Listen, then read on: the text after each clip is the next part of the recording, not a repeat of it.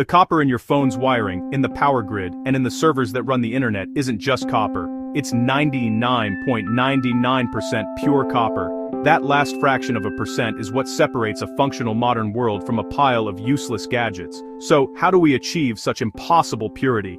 We give it an electric shower. To understand the solution, you have to understand the problem. Why is impurity such a big deal? Think of a pure copper crystal lattice as a perfectly smooth, multi-lane highway.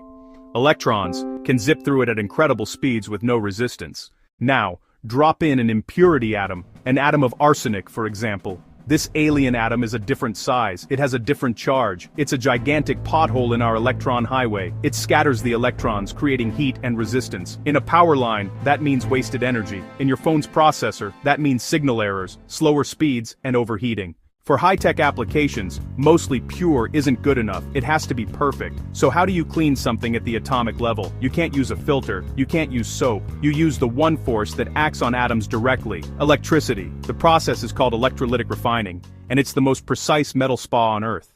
The anode, positive terminal, is a thick, dirty slab of impure copper, about 99% pure, the result of initial smelting. The cathode, negative terminal, is a thin starter sheet of perfectly pure copper. The bath between them is a solution of copper sulfate and sulfuric acid. Now, we turn on the power. The electricity pulls electrons away from the copper atoms at the anode. This turns them into positively charged copper ions, Cu2+, which dissolve into the solution. This is the first filter. The journey through the solution separates the copper from the insoluble impurities. But the real magic is at the cathode. The voltage is carefully tuned to be just enough to attract copper ions, but not enough to attract other dissolved impurities like iron or nickel.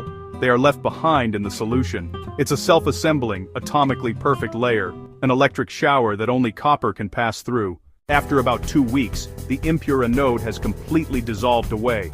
What's left? A new thick cathode of 99.99% pure copper.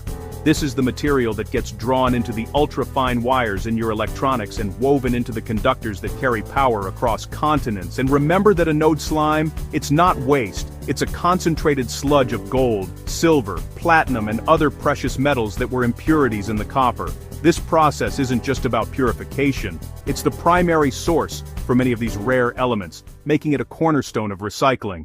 We've gotten so good at this that we can produce metal of a purity that nature itself never provides. We've moved beyond mining to creating perfect materials. What other impossibly pure materials would you like to see explored? Let me know in the comments. If you enjoyed this deep dive into the atomic world, hit that subscribe button. Thanks for watching.